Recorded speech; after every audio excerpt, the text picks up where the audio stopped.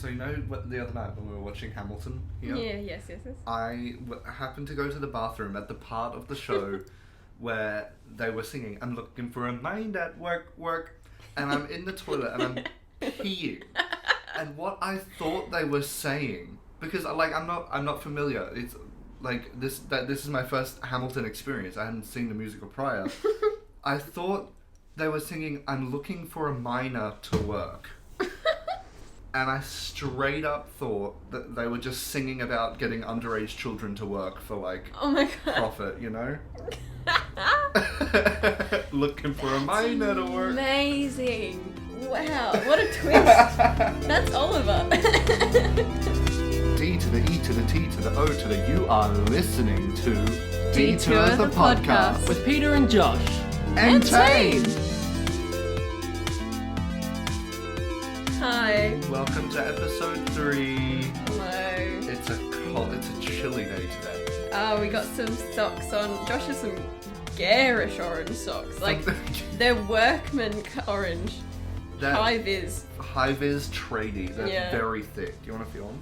Workman. Who am I? Tradie. Yeah.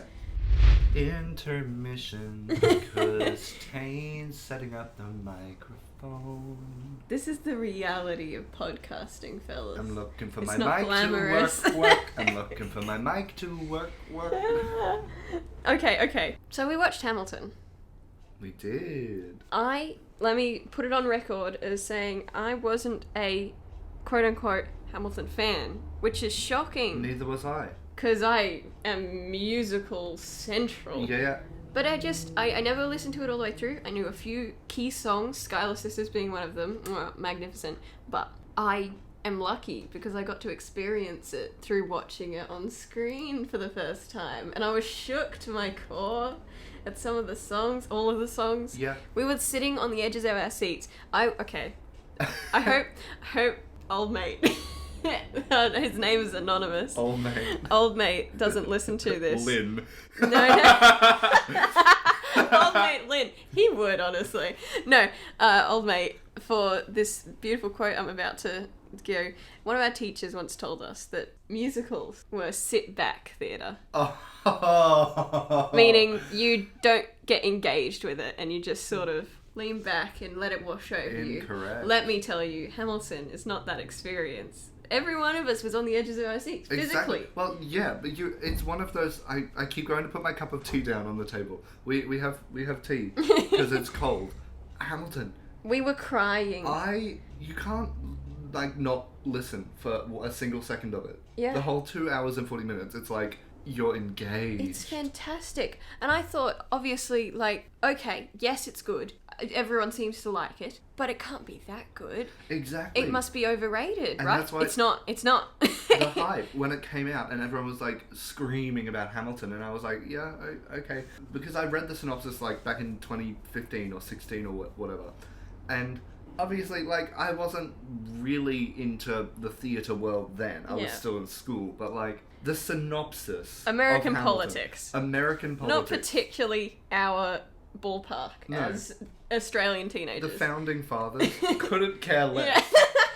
Yeah. Those idiots. Wow. It was the dramatic tension, the acting. That is acting, huh? Yeah.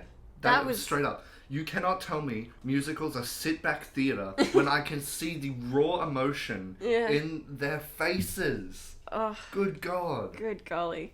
And that's why we're going to be discussing some more musicals today. Welcome to our Musical Extravaganza. Episode. Well, that's the goal. We don't know what we're going to detour onto. Well, we'll go where life takes us. Honestly, yes, this may be a episode where we talk about musicals, but it won't be the only episode. I'm sorry. No, I just can't restrain myself like that. If you remember. Yeah. We talked about musicals in episode 1. Literally every episode. We're back to it. We're changing the podcast to just musicals. So, the thing is, we watched Hamilton streamed on Disney+. Mm-hmm. People have concerns with that. Tell me about them. My experience was fantastic. I've already watched it 2 more times since when we first watched it. But I was reading articles up on it, and apparently a lot of people are mad that the close-ups the Disney Plus version provides take away from all of the background dancers and the set and everything. Apparently, they get cut out too much. I think it was a good mix, as someone who hasn't seen the live show. But that's the point. That's the point that I'm going to make right now. Yep. It isn't as good as the live show. And it shouldn't be, because you can't get the same experience as if you go see some live theatre. And if you don't understand that, that's stupid. Why not take advantage of the opportunity to record it, to get these close-ups, make it very cinematic. It affected like our viewing experience because we were more like engaged in the emotion of the individuals, right? And that's not to say that seeing it in the theatre and not having close-ups would be any less engaging, but because you can't get that same level of engagement through a screen, they might as well enhance it with the close-ups. Especially, and that's like, it's Disney Plus. It's up there with like all the top streaming services. Like, its audience don't want a stage play. They want something that reads like a film, something that they can follow fairly easily, and for that they need close-ups of characters. They need to see the faces and everything, and they do such a brilliant job at getting all of the juicy parts. And boy, are they juicy, literally juicy. King George. Oh, he is I was reading, slobbering. Okay, from this article I read, do you know Lynn used to make fun of Jonathan Groff for his amount of spitting, I love and he it. used to call it Groff sauce. That's an interesting fact I read over the weekend. Interesting is the word. Groff sauce. Groff sauce. That's delicious. Yeah. Okay, this sort of leads into an opinion I've held for a while now as a musical fan, being recordings of musicals, and especially recordings of big Broadway shows. Okay. I believe that it should happen more often like this. The two ones that have been professionally recorded and released are Newsies and this one that I know of. Other than that, it's like, it's a film. But I'm meaning like recordings of a stage production. Yeah. And it's a tricky, controversial subject because bootlegs. That is a big underground, illegal activity that many partake in when they're a fan of a musical and they either physically can't make it to see the musical, I live in Australia. I can't go to Broadway. Exactly. And we only get musicals in like Sydney and occasionally Melbourne, and they cost a phenomenal amount of money. And obviously I go to them when I can, but for these big productions, there's just something special about, especially like the original cast even, just having that as on record is something incredible. And I'm not saying release it whilst the season's on. Bloody hell, no. Like, after the season has finished, you can prolong your profits by releasing a recorded version. Yeah. And people are going to record bootlegs, whether you do or not, you know? Yeah, so you might as well make money off it and have a good quality version of your production out in the world. Exactly. That you have control of. It's also just like a case of, it opens up your production to so many more people that would never have been able to see it otherwise. And that's it. All around the world. That's why Hamilton's having this resurgence. Exactly. It's because all of the people who aren't musical buffs are seeing how highly it's rated, and they're like, well, alright, it's on my TV. Yep. Let's give it a watch. And then they're like blown away, like I was. And by no means does this mean we wouldn't go see a live production now that we've seen it. If in any case, we would more likely go see it because we know how good it is and we want that live experience. Yeah. And it will be coming to Australia.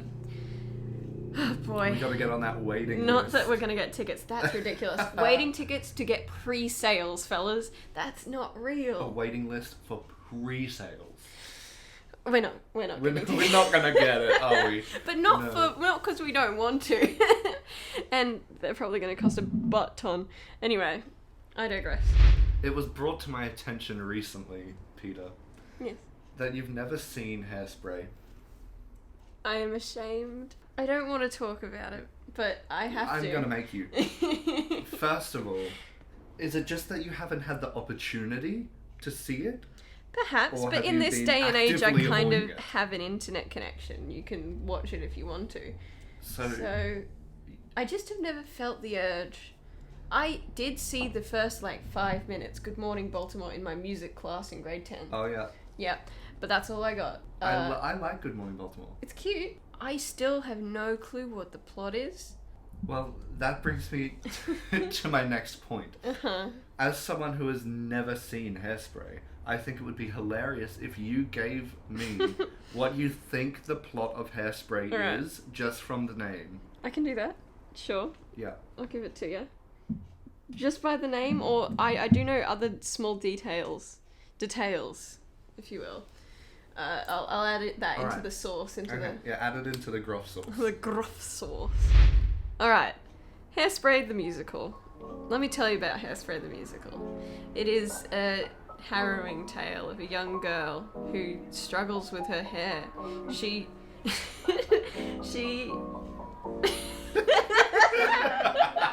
What does that mean? At the moment it's just Rapunzel. No, her hair, it's so untamable and wild. She can't keep it in control, and she gets bullied relentlessly by the kids at school because the greatest trend at the moment is perfectly coiffed balls of hair put in place by Hairspray, which is what I've seen on the ads and the photographs. Why am I talking like that? Yep. Yeah. So she heads off in the morning. Her mother believes that Hairspray is the devil.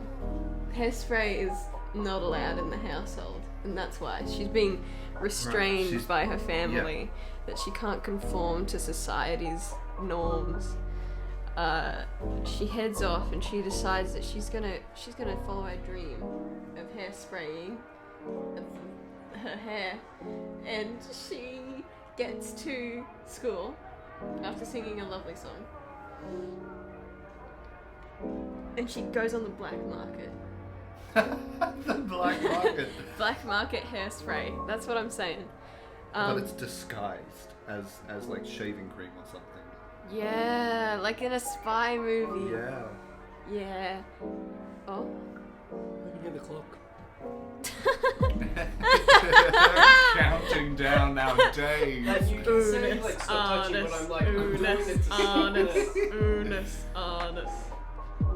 That's hilarious. I don't have the existentialism they have. I couldn't No. do it. Is it okay if you have to No. reset it? Do it. No, don't. It's fine. Just put it outside. No, Peter has to reset No, her it's clock. okay. It's okay. Are you Just sure? yeah. Alright. I barely look at it anyway. Who uses an analog clock anymore? You have one. I They're still recording, by the way. know. Yeah. Oh wow. I'm just gonna leave that in. That was there you go. A little break from the plot of Hairspray. That was your intermission. Alright, we're back. We're filing into the theatre one by one. Everyone's chatting. The house lights come down. The plot resumes. What's happening? She's on the run from the police. She's on the run from the police because she had the illegal hairspray and someone ratted her out. Tattletale Jerry ratted her out. Tattletale Jerry is played by John Travolta. Ooh. Yeah, because he's in all those movies, right? Choices. Yeah. Choices, yeah. Is he in Hairspray? Yes, of course he is. No, he plays the mother. I don't know. I knew that. What? I don't know. You don't know. I don't know. I thought you had watched it. No, I've seen the musical. I haven't seen the film. That's what I was going to get onto. Oh my god, betrayal. What do you mean? I haven't seen the film. I've seen the actual live musical. Where did you see it? Not professional. Okay. It was like one of my friends' musicals. I love a good community theatre Was production. it? No, it might have been my cousin's musical. Probably. Yeah, no. Hairspray was my cousin's musical. Anything Goes was the other Anything one I saw. Goes. That was my friend's. Which is also a brilliant musical. Yeah, Anyway, back to you. bless you. She's on the run from Peeping Jerry. Nope, that wasn't his name. Tattletale Jerry. Tattletale Jerry. Played by John Travolta. She runs into a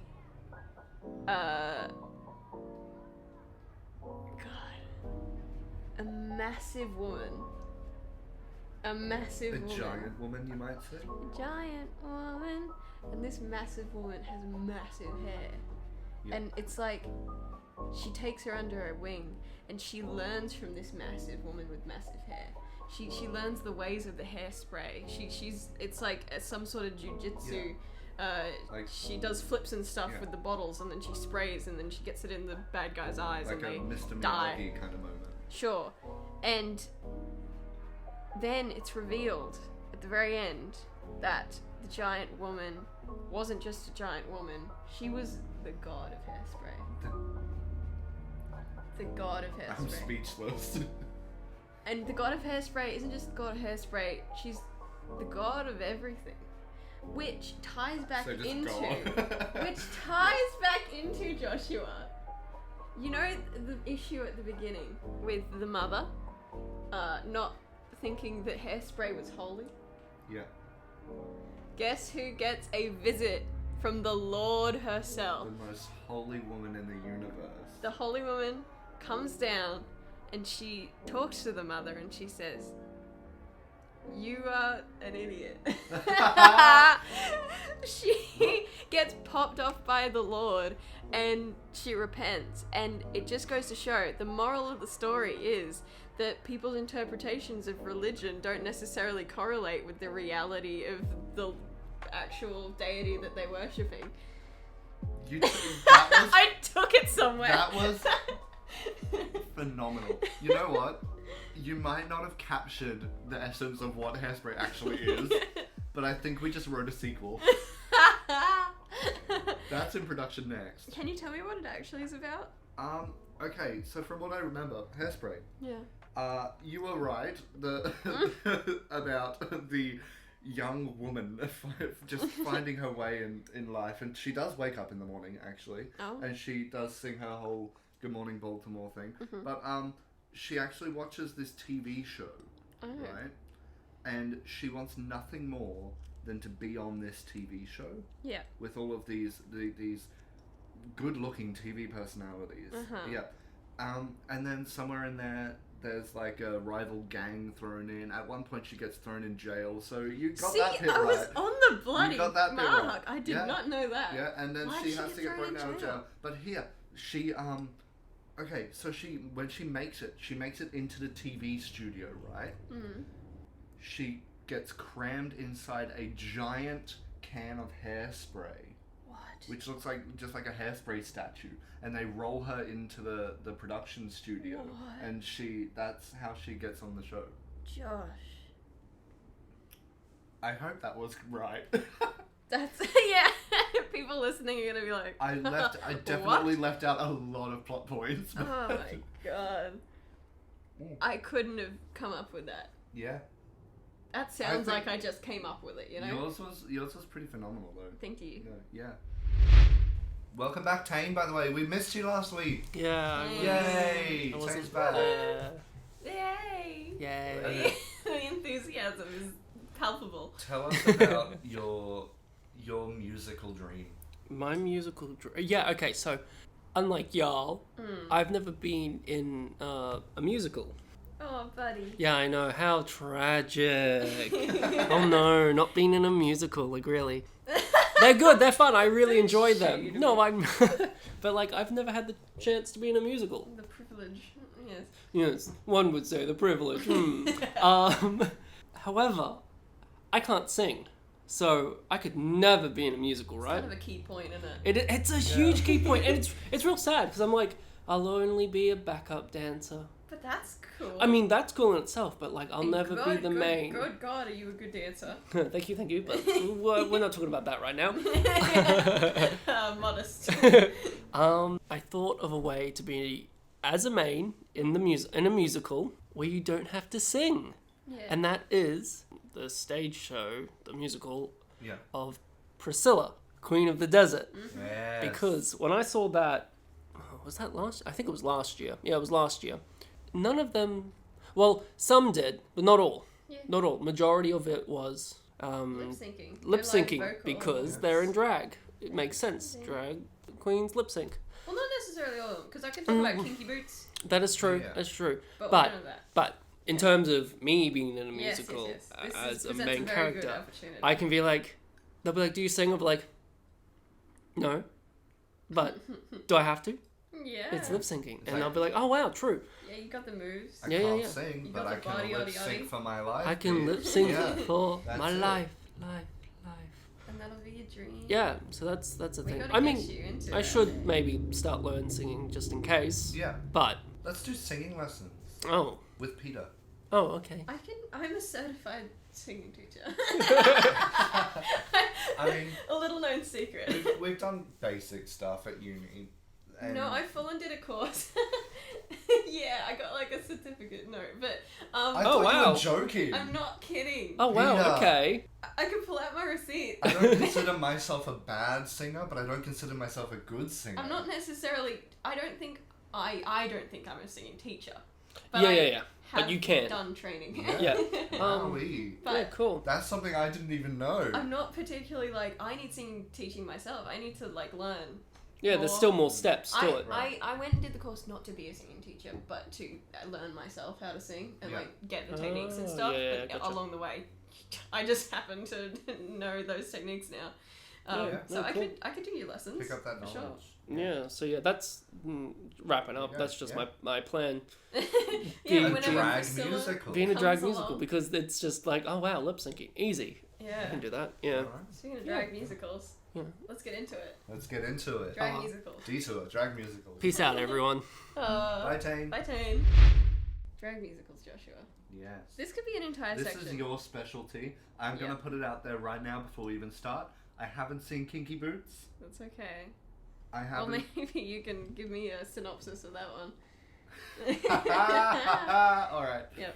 Yeah. Okay, so Kinky Boots. I mean, I could go on about like drag movies, but we'll stick to drag musicals for today. I remember going and seeing Kinky Boots when we were in high school, and our little Mormon boy got to come along, and that was a big event. And that's what made him gay. No. Shout out. No, I love him. Tell me what you reckon Kinky Boots the musical is We're about, going to Josh. start off with that. Yeah. Okay. So, from promotional posters, I'm going to assume these boots are Made for walking? the bright red, glittery boots. Yeah.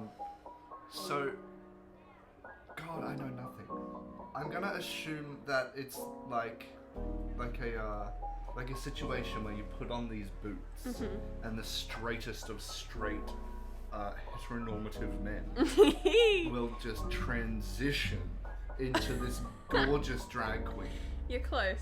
And it's sort of like, you know, in Jumanji, Yeah. when you start playing the game, there's no way to end the game until you finish the game.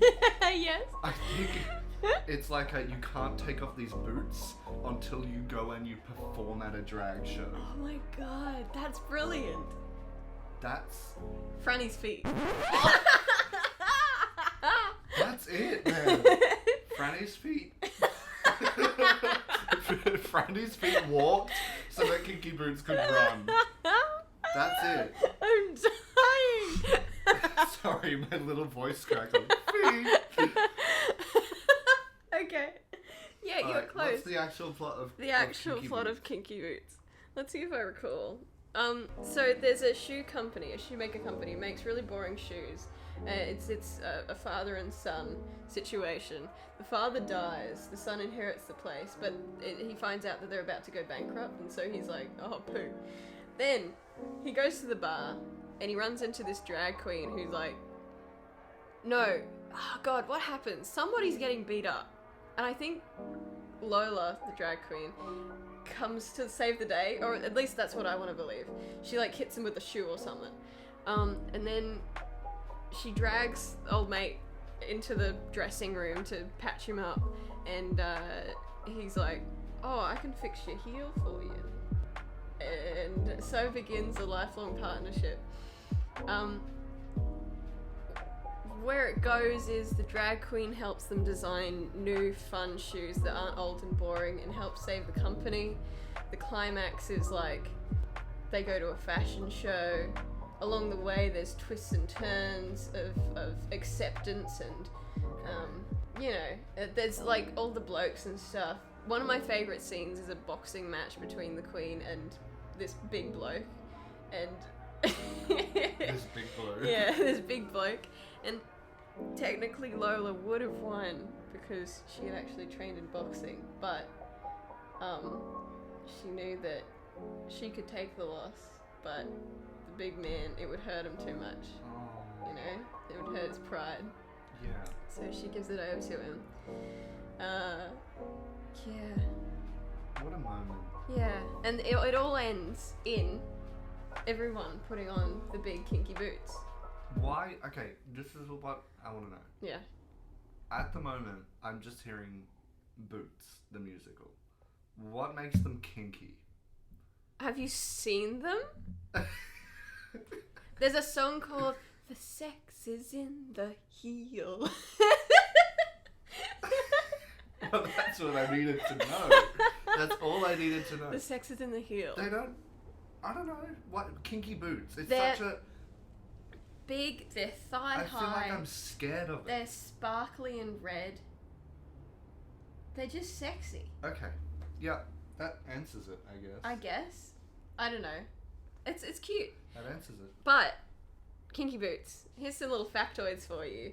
Music written by Cyndi Lauper, a queen, a personal fave of mine. I only found this out today. Yep. Mm-hmm. And because I told you 5 minutes before we started. Yeah. And written by a man who, I don't know whether we all know him, but I love him. Harvey Fierstein was the writer of that particular musical, and he also, not that I've seen it, but he played Edna in Hairspray. Not in The Incredibles. No, not Edna Mode. Most people would know him from Mulan as, you know, the trio of soldiers, the little guy with the really rough voice. Yeah. That's what he sounds like, fellas. It's an iconic voice. Talk about vocal technique. You can be successful and sound like you've smoked 50 cigarettes by the age of 5. Yeah. 50 cigarettes by the age of 5. That's not even a lot, is it? I don't know anything about smoking. By the age of 5? Yeah. I think that's a bit much, actually. I think he had like overdeveloped vocal folds or something. Like they were too large. Too chunky. Yeah. But he literally talks like this all the time. But it's fine. He can still sing. He can still. What? What you doing? Oh yeah, do it. Oh, Tane's gonna play Tane's got a little bit of a sound bite for us. This counts as the literature section for today. Unlike any other. There it is. That's his actual voice?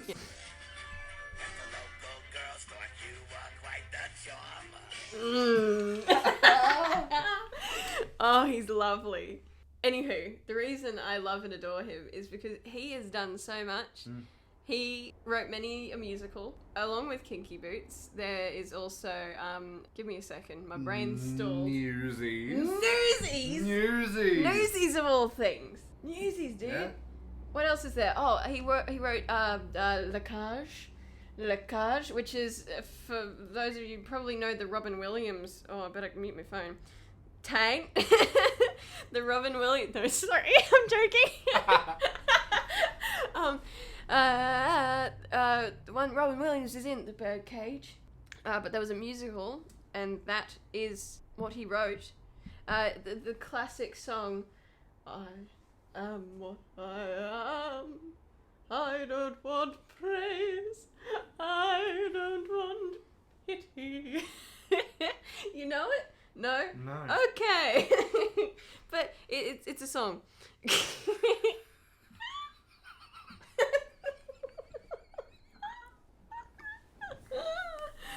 Oh, this is a train wreck. I love your I've gotten wheeze. really good at wheezing. Yeah, you've been practicing. Asthmatics in Winter. That's the name of my new album. Asthmatics in Winter. Available now on SoundCloud. That is lovely. Asthmatics in Winter. Yeah, just a very, very good dude who did a lot of things. And one of the things that you guys have yet to see, but I'm gonna make sure you watch it. It's a movie recommendation from Peter Gashowie, Torch Song Trilogy, and what is lovely about that also involves drag. Many of his things involve drag, which I love. It kind of was historic. I don't know what I'm saying. You're I've saying already... one word a Yeah. second. Help me, Josh. Can you help me?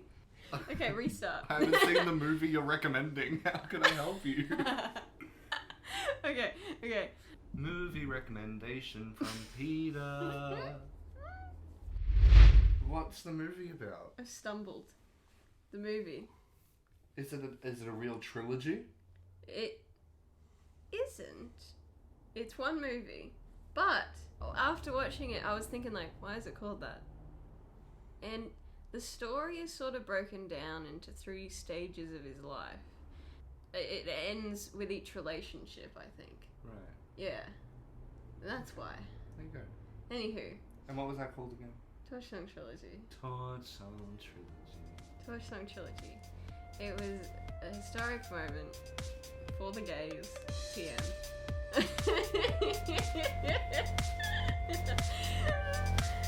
If you want more of Peter and Josh, take a detour to our podcast socials at Podcast Detour on Twitter and Detour the Podcast on Instagram. So, moving on from musicals and drag musicals, I think it would be beneficial for us to just have a little discussion about what drag alone means to us, you know? Mm. Forget the musical. Forget putting it in front of people in a musical genre. How do you feel about drag in general? This is something that's quite big. Back in the William Shakespeare days. Yeah? We going there? Sure. I mean, back then, drag, it wasn't something that was preferable, you know? Just put some damn women on stage. True. But it Talking has about birthed us. Women in drag. Drag kings? Let's talk about drag kings. What's your thoughts on drag kings? I don't have many. And here's why. Yep. I'm familiar, obviously, with the concept of drag queens and drag kings when you have people who would usually present as female dressing up as male and presenting an expression of masculinity or of even just... See? The thoughts do not come. They don't. But I don't understand why people assume drag kings are less entertaining or less valid than drag queens. That is an interesting thought. I've thought a lot about it because, you know, as a lady, drag kinging is an option. And I think, just an idea, just an opinion, throwing it out there, I think that masculinity is... Here we go. Yeah, don't you dare. Is, it's seen as not as entertaining because it is in a way less performative. Is that... I see where you're coming from. It's sort of like it's less showboaty than the big hair, the elegant dresses, Sparkles, the breastplates. big colours. Because society doesn't associate that glitz and glam with masculinity. And therefore it's difficult as a drag king who is already a female person trying to sort of masculinize themselves. Yeah. You have to be less glitzy, less showy, which is hard when you're an entertainer. But at the same time, there's so many male influence. Like exactly. there's so many key figures out there who are glitz and glam and are male. And that's why I'm drag kings like Landon Cider. They use makeup. Say that one more time for me, Don't please. you dare! Oh, Landon the Cider. Landon Cider. Landon. Yeah. Landon. C. Mr. Cider. Mr. Cider. Mr. Cider. Okay, drag kings like Mr. Cider.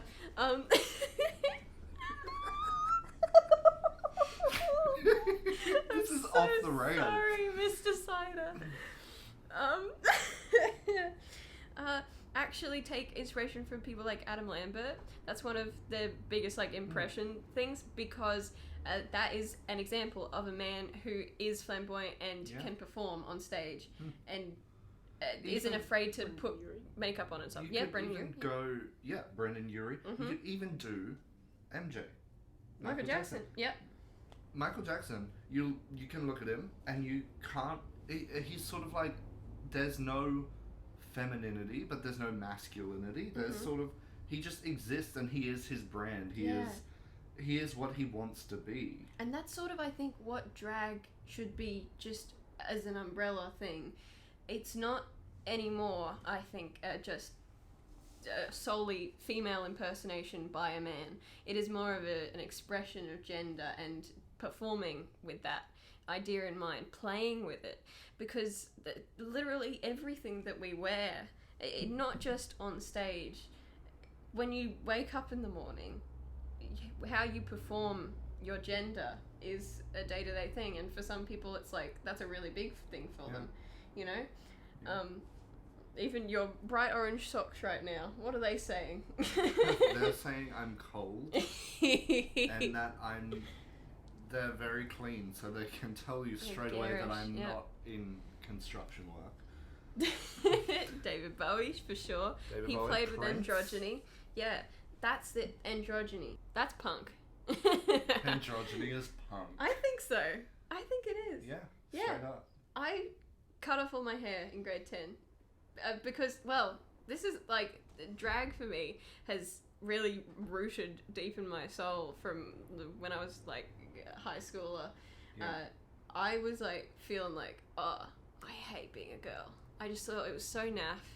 I thought I had a lot of like internalized misogyny. That's what they call it.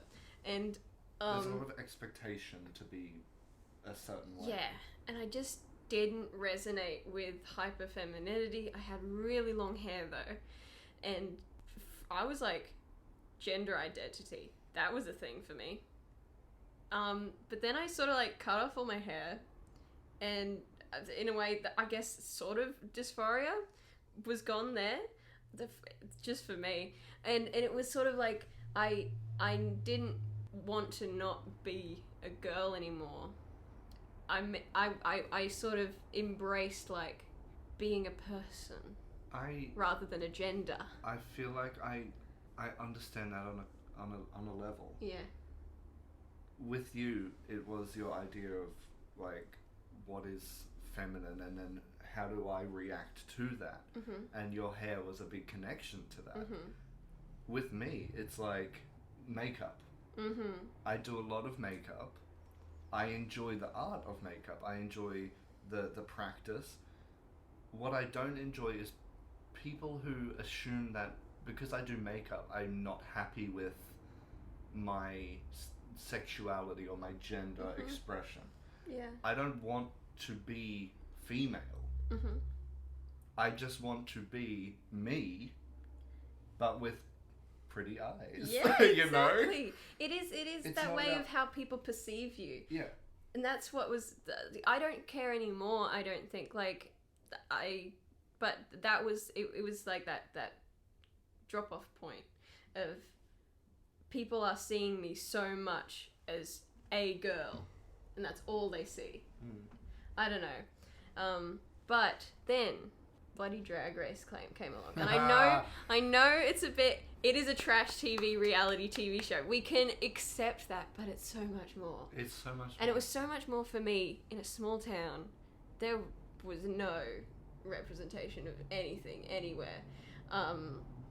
Seeing that on the screen, but more importantly, seeing men appreciating and celebrating femininity was so important to me, who hated femininity in myself.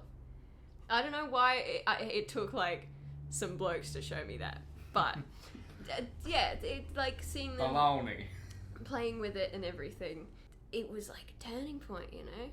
It meant I didn't have to worry about that either, and I could in fact celebrate it. I could wear a dress, and that's just fun. I don't know. Yeah. And that's and why. boy, do you look good when you pull out the florals.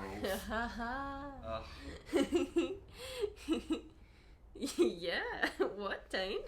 You have something to say? Dane has something to say. I do. I have something to say. Because you're talking about your story, and your Josh's story, Peter's story. Blah, So blah, blah. bloody oversharing. Yeah. We're all gonna overshare because it's my turn. Yeah. Yeah. So for me, like you were saying before, like Josh, you were like makeup. That's like kind of like I wouldn't say your thing, but it's like for you, that's how you you express yourself through that. Yeah.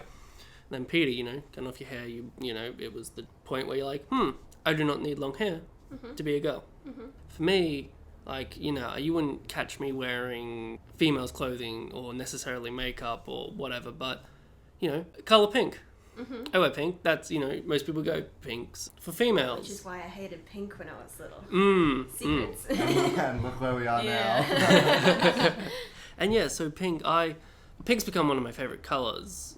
Purely because I like having this colour that is so against the norm of like pinks for girls, and I'm like, pink's for anyone. Pink is a good colour. Pink is It's such a really good colour. Nice. Not Yeah. hot pink. No, I That's can't too stand much. hot I pink. think a lot of girls actually go through a phase where they don't, like pink. because it is forced upon them. Yeah, because as a kid it was always like blue and red, right? Mm-hmm. I was always green, Yeah. right? And I'm like, We're all green kids though. yeah. I love green. Yeah, right? And I'm like, why not green? Yeah. And people would say, oh, but lime green's for girls. And I'm like, huh? You're telling me grass is for girls? What are you telling me? But then, lately it's been pink, which has been through It's good always years. arbitrary rules that Yeah. get pushed on you when you're a child. And when you're a kid, there are no defining differences between the two genders. That's what really got me, is the fact that little boys would be told, oh, I need a big strong boy to help me lift this chair. Yeah. And already there's no physical difference between a girl and a boy at that age. At that age. Yeah, not at that age. Yeah, But 100%. it's being drilled It's into the their mentality. brains. Yeah. And, so I don't usually wear, like, a lot of female clothing. Well, I don't wear any female clothing. the point was, but then... You do how... fancy a nice crop top here and there. Oversharing. But then I wouldn't call that female clothing. Yeah. Yeah, no, 100%. But, how I express myself through my body movements, gestures, they're all both... Like, I could be wearing the most manliest looking tradie outfit, and I'm here going, hey, girl. Yeah. Like, Yeah. who cares? Exactly. Yeah, that's my... And it that's just my goes two to cents. show that all gender is performative. That's what... That's why a really I had something thing. to say. Yeah. Kill the binary. Yeah. Kill the binary. Which isn't to say... See, I've thought about this quite a lot. This is a complicated topic, I know, and we may, cut this out, but the thing with transgender people, that inherently exists on a binary as well, right? Yes. So, because it is solely performative, it shouldn't technically matter what you present as. But it does, because it matters for society, and it is how you're perceived by other people. And that's why it's important, Yeah. Yeah. Yes, it is a construct, yeah. but the construct still exists. And Yeah, you okay, have to yeah. exist within it. Yeah. And you choose how you exist How you within it. exist. Like, I like... But you can't deny that it doesn't exist as a thing that we have to interact with. Yeah, true. With transitioning from male to female or female to male, like, that's because, and that also comes down to, personal is not the right word, but, comes back to you or the individual because, when you decide to, cut off your hair, it's kind of on that, it's cutting off your hair is that starting point. It is, Yeah. it is. And that's where I'm at, though, is, I've come to terms with the fact that I don't have to transition gender to, I'm comfortable with just being me. Yeah. Where I'm at. And that doesn't mean that I'm particularly, it's not bad if I am feminine. I'm not playing into anything. I'm playing into it because I want to. And I want to wear it, Exactly. Yeah, and, transitioning, perfectly fine because it's to the individual and it makes them feel more comfortable in their body, in that new gender, and how they express themselves. Because you can ridiculous. you can have someone who can transition right, but still be so feminine. Like, let's say they were female to male, but they can still be so feminine. Exactly. But they're just, in a male body. And it's to do also with, how society is perceiving. If you're going out in the world and you're not feeling like you are female, but everyone is addressing you as that, and they're perceiving you as it, that can be very uncomfortable. Yeah, and pronouns and all that. Yeah. As someone who identifies as male, you would feel quite uncomfortable going out in the world and like everyone's sort of seeing you as female, calling you female. Yeah, for sure. That's why my pronouns are changed between he and him to they and them, because I'm like, non-binary pronouns. I don't care if people call me they them. Me too. That's the thing. For sure. Yeah. And it has that slight level of is respect the right word? It's like you're respecting like the you don't know, so you say they and them. Yeah. I mean, until you know them more. Normalized saying they them as a pronoun rather than like an addressing of multiple people. Yeah. When it's individualized, there's less. It's like a mental hiccup. Conflict. Yeah. If you are a person who is either non-binary or presents one way but want to be looked at as another way, like it's sort of a safety net. If you just say they them instead of he him she her, like there's no way you can go wrong. Yeah, you can't go wrong, and I find myself, and it's not disrespectful either, because at least it isn't for us. Like I've never come across anyone who like finds it disrespectful.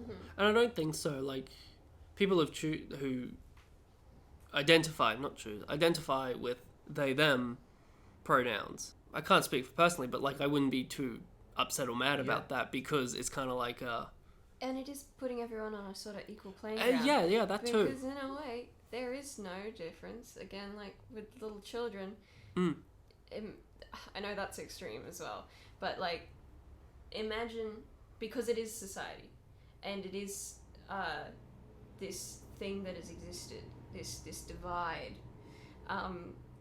But imagine if we were just all raised on, rather than being male and female, people are masculine or feminine or anywhere in between, and it's just like however they feel like they can. Well, yeah, it's not like I know what you're getting at.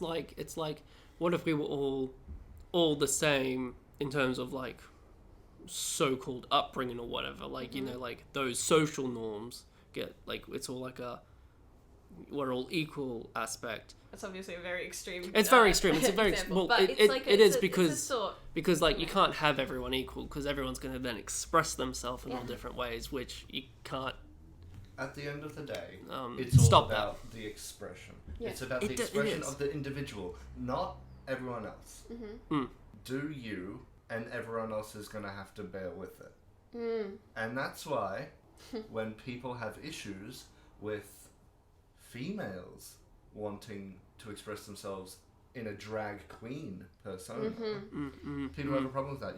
They're like, you can't be a drag queen if you're female. Like, see, I don't think drag queens are trying to be female. They're trying to be drag queens. Exactly. Yeah. Which is why a biological female isn't just being a girl. It's like this enhanced version of femininity. Yeah, it's like the extreme. Yeah, it's the extreme. It's like a musical. Yeah, it's at the extreme. Yeah, it's a performance. Yeah. So it shouldn't matter if you got a willy.